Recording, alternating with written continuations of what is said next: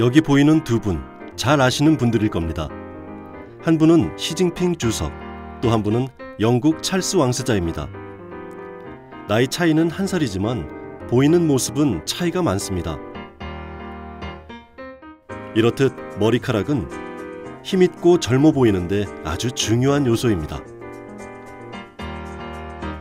많은 분들이 모발이 있어야 할 자리에 없어서 상당한 스트레스를 받으십니다. 오른쪽 사진이 수술 1년 후 모습입니다. 상당히 개선된 것을 알 수가 있습니다. 그럼 모발 이식에 대해서 조금 더 깊이 들어가 보겠습니다. 모발 이식은 모낭 채취 방법에 따라서 절개법, 비절개법이 있습니다. 심는 방법에 따라서 식모기를 이용하는 방법, 슬릿을 만들어 심는 방법이 있습니다. 이 중 모낭을 채취하는 방법을 집중해서 보도록 하겠습니다. 절개법은 뒷머리 준비, 떼기, 봉합 후 모낭 분리사가 모발을 모낭 단위로 분리하여 채취하는 방법입니다. 비절개법은 전동기구를 사용해서 손으로 직접 뽑거나 아타스 로봇을 이용하여 모낭을 채취하는 방법입니다. 절개법은 이식되는 모발의 개수가 많고 손상되어 버리는 모발이 적습니다. 생존율이 좋고 수술 시간이 짧으며 비용이 더 저렴합니다. 사진에서 보시듯 절개 방법의 단 하나의 단점은 수술 후 뒷머리에 한 줄의 흉터입니다. 두피가 아주 팽팽한 분에게 과도한 양을 떼면 이렇게 흉터가 생기기도 합니다. 만약 흉터가 크게 생긴 경우 시간이 지나 두피가 조금 부드러워지면 교정을 해서 표시나지 않는 흉터로 만들어 드립니다. 상처가 너무 크게 보입니까? 다른 경우를 한번 보도록 하겠습니다. 이 정도 흉터만을 남기고 수술이 가능합니다. 혹 이보다 더 큰 흉터가 생기더라도 뒷머리로 덮어지면 티가 나지 않습니다. 비절개법은 수술 흉터가 없고 통증이 적다고 말합니다. 사회생활로의 복귀가 더 빠르고 생존율이 좋다고 하며 붓기와 불편함이 적다고도 합니다. 하지만 꼭 그렇지만은 않습니다. 한번 보도록 하시겠습니다. 비절개는 흉터가 없다고 하였습니다. 하지만 실제로 이런 흉터가 생기게 됩니다.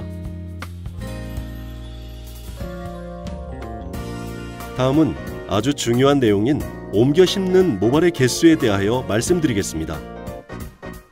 먼저 절개법의 가장 큰 단점인 한 줄의 흉터를 비절개에서는 피할 수 있다고 합니다.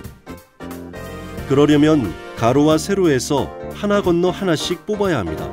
즉 4개당 1개의 모발이 추출되는 것입니다. 이 말은 한 줄에서 모발을 채취했을 때와 같은 개수를 채취하려면 바로 4배의 면적이 필요하다는 말입니다. 만약에 2개 건너 하나씩 뽑게 된다면 9배의 면적이 필요하다라고 할 수 있습니다.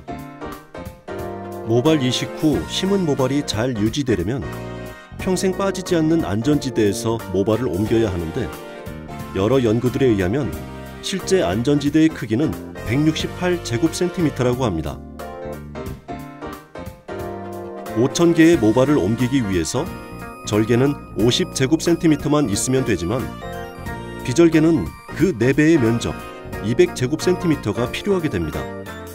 그러니 같은 개수를 얻기 위해서는 안전지대를 넘어가는 잘못을 하게 되고 안전지대 내에서 취하면 개수가 적어질 수밖에 없다고 볼 수 있습니다. 결론은 같은 개수를 채취하기 위해서는 더 넓은 면적에서 모발을 뽑아야 가능합니다. 그래서 비절개 시술 시 마취 범위가 절개의 최소 4배는 되니 같은 수의 모발을 심는다고 하였을 때의 통증은 절개가 적으면 적었지 더 크지는 않을 것입니다. 비절개는 기구를 이용해야 해서 삭발을 통해 모발의 길이를 2에서 3mm 정도로 만들어야 합니다. 삭발을 해야 하므로 사회 복귀는 느리다고 할 수 있습니다. 지금부터 아주 중요한 내용인 모발의 손상이 모발 이식 결과에 끼치는 영향에 대하여 말씀드리겠습니다.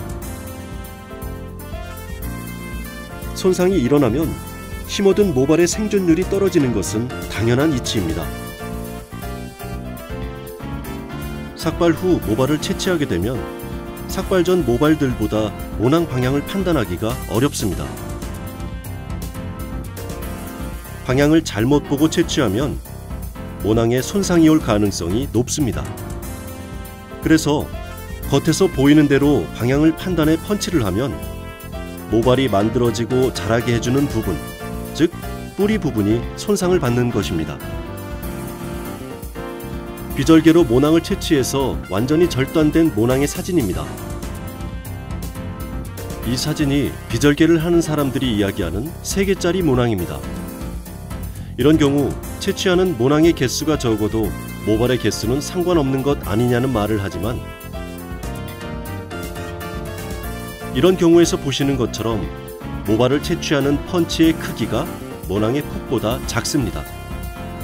그러다 보니 모낭 주위에 미세한 손상이 일어납니다.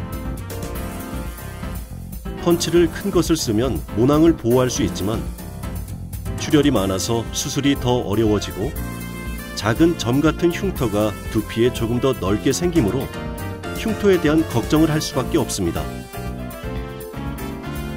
다음은 잡아당겨지는 손상입니다. 펀치로 무나 당근 뽑듯이 뽑게 되는 것 또한 손상 가능성이 높다고 볼 수 있습니다. 모발의 밀도상 뽑으려는 모낭은 잘 뽑힐 수 있으나 주위의 모낭들이 손상을 받을 수가 있습니다. 채취된 모발의 모낭 사진입니다. 위쪽이 모발이 생성되는 모구와 모유두가 지방 조직에 의해서 잘 보호된 모낭의 사진인데, 뿌리 부분이 잘 보존된 나무처럼 모낭도 잘 보호되면서 분리돼야 성공적인 수술이 가능하다고 봅니다. 이 사진을 잠시 보시겠습니다. 어느 나무가 더 잘 생존할 것 같습니까? 저는 뿌리 부분이 잘 보존되어서 옮겨 심어진 왼쪽이 한결 더 잘 생존할 것으로 생각합니다. 왼쪽은 절개로 분리된 모낭, 오른쪽은 비절개로 뽑은 모낭이라고 보시면 됩니다. 흉터가 생기면 주위의 조직이 당겨져 오는 반흔 구축이라는 현상이 있는데, 비절개로 해서 작은 반흔이 여러 개 생기면 조직의 변위 방향을 예측하기가 어렵습니다. 그래서 재수술, 3번째 수술이 어려운 것입니다. 절개의 경우에는 상처가 한 줄이므로 그쪽 방향으로만 주위 모낭들이 당겨옵니다. 그러니 재수술을 할 때는 당겨지는 방향을 예측하면서 절개, 두피를 분리하고 눈으로 보면서 모낭을 분리하므로 모낭의 손상을 줄일 수가 있습니다. 숙련된 의사와 분리사들이 하는 절개 시술의 모발 생존율은 90% 정도 됩니다. 비절개도 그 정도 된다고 하는데, 이러한 변수가 많기 때문에 그 수치에 의구심이 듭니다. 수술 후 붓기와 불편함은 후두 채취가 아닌 이식 부위에서 오는 것입니다. 그래서 절개와 비절개 모두 불편함은 같습니다. 비절개는 의사가 뽑고 심고를 반복해서 계속 일을 해야 합니다. 그래서 비절개 수술에 드는 시간은 당연히 더 많이 걸리게 된다고 볼 수 있으며, 시간이 더 많이 걸리니 의사는 더 피로하고, 또 시간이 더 많이 걸리니 비용이 올라갈 수밖에 없습니다. 반면 절개는 두피를 떼는데 30분 정도가 걸리게 됩니다. 분리사가 모낭을 분리하는 동안 의사는 쉴 수 있습니다. 분리가 되었을 때 의사가 모발을 심습니다. 그래서 절개는 많은 개수의 모발 이식이 가능하고 모낭의 손상이 적어 생착률이 높습니다. 2차 수술이 더 용이하고 상대적으로 시술 시간이 짧아 수술비도 조금 더 저렴합니다. 비절개 방법에 전혀 장점이 없다는 것은 아닙니다. 원래 두피가 딱딱하거나 절개로 1, 2차 수술을 한 경우 두피에 탄력이 없으니 절개를 해서 충분한 모발을 옮길 수가 없습니다. 적은 개수의 모발만 필요한 경우에도 비절개가 유리합니다. 또는 비절개와 절개의 차이에 대한 내용을 자세히 설명 들으시고도 환자분이 원하시는 경우는 비절개 수술이 적용이 됩니다. 다른 부위 이식 수술을 한번 보도록 하겠습니다. 헤어라인은 조밀한 밀도가 중요하므로 모낭의 생존율이 높은 절개로 수술을 하고 있습니다. 눈썹과 무모증은 심을 때 모발의 방향과 컬을 정확히 맞추어서 심어주어야 하고 모낭염이 생기지 않게 해주어야 하므로 삭발을 해서 짧은 머리카락을 심는 비절개보다는 절개법이 더 맞다고 볼 수 있습니다.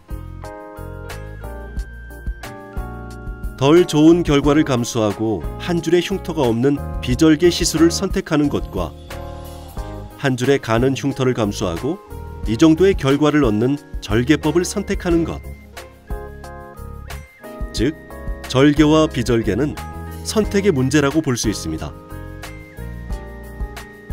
환자분의 선택이 좀 더 쉬워지셨기를 바랍니다. 감사합니다.